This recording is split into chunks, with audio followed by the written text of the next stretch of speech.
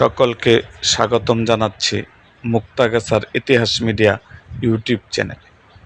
মুক্তাগাছার ইতিহাস media YouTube চ্যানেলে আজকের আয়োজনে থাকছেন বাংলাদেশের সংসদীয় আসন ১ পঞ্চগড় ১ আসনের মাননীয় সংসদ সদস্য জনাব মোহাম্মদ নৌশাদ জামির এর জীবনী সম্পর্কে। তাহলে চলুন শুরু করি ভিডিওটা। মোহাম্মদ নৌশাদ জমির বাংলাদেশের একজন আইনজীবী ও রাজনীতিবিদ, যিনি পঞ্চগড় ১ আসনে বাংলাদেশ জাতীয়তাবাদী দল বিএনপির মনোনীত ধানের শীষ প্রার্থী হিসেবে প্রথমবারের মতো জাতীয় সংসদ নির্বাচন ২০২৬-এর সংসদ সদস্য নির্বাচিত হন। নৌশাদ জামিন ১৯৭০ সালের ৩রা ফেব্রুয়ারি ঢাকায় ধানমন্ডিতে জন্মগ্রহণ করেন। তার পিতা ব্যারিস্টার জমির উদ্দিন সরকার বাংলাদেশের রাষ্ট্রপতি, মন্ত্রী ও জাতীয় সংসদের স্পিকার ছিলেন, যিনি ধানমন্ডির গভর্নমেন্ট বয়েজ স্কুল থেকে এসএসসি ও ঢাকা কলেজ থেকে এইচএসসি পাশ করেন। তিনি ঢাকা বিশ্ববিদ্যালয় থেকে আইনে স্নাতক ও স্নাতকোত্তর ডিগ্রি লাভ করেন।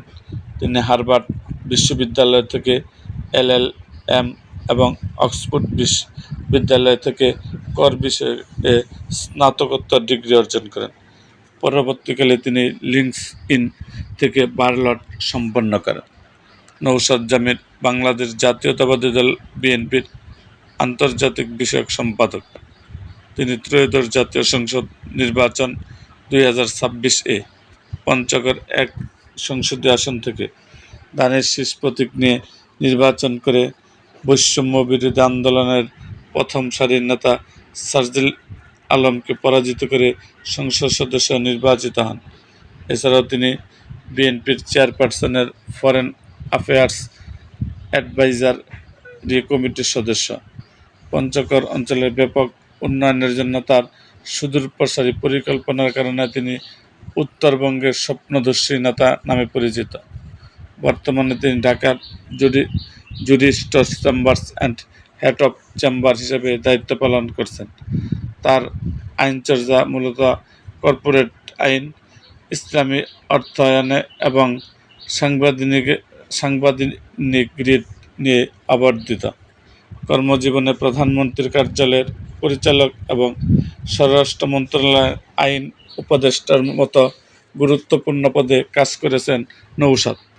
পাশাপাশি তিনি বাণিজ্যিক প্রতিষ্ঠান, ব্যাংক, বিমা, আইটি, টেলিকম এবং শিপিং কোম্পানিতে নিয়মিত আইনি পরামর্শ দিয়ে থাকেন।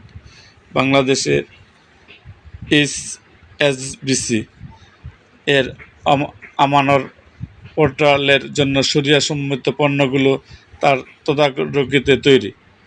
রহিম আফরোজ এনার্জি সার্ভিস লিমিটেডের জন্য মুদারাবা বন্ড কাঠামো তৈরিতে তিনি সহায়তা করেন।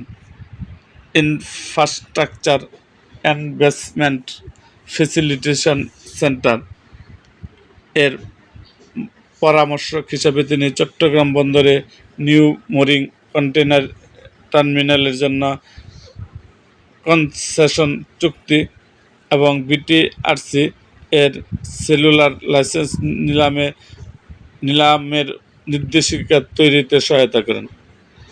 আইন ও রাজনীতির বাইরে তিনি একজন লেখক ও চিন্তাবিদ। আন্তর্জাতিক আইন ও মানবাধিকার বিষয়ে তার গভীর বিশ্লেষণধর্মী লেখা দেশ বিদেশের জার্নাল ও সংবাদপত্রে প্রকাশিত হয়েছে। এরকম আরও ভিডিও পেতে এবং রাজনৈতিক অঙ্গনে নানা ঘটনা ও ইতিহাস জানতে আমাদের মুক্তাগাছার ইতিহাস মিডিয়া ইউটিউব চ্যানেলটিকে সাবস্ক্রাইব করুন এবং পাশে থাকা বেল আইকনটি বাজিয়ে দিন।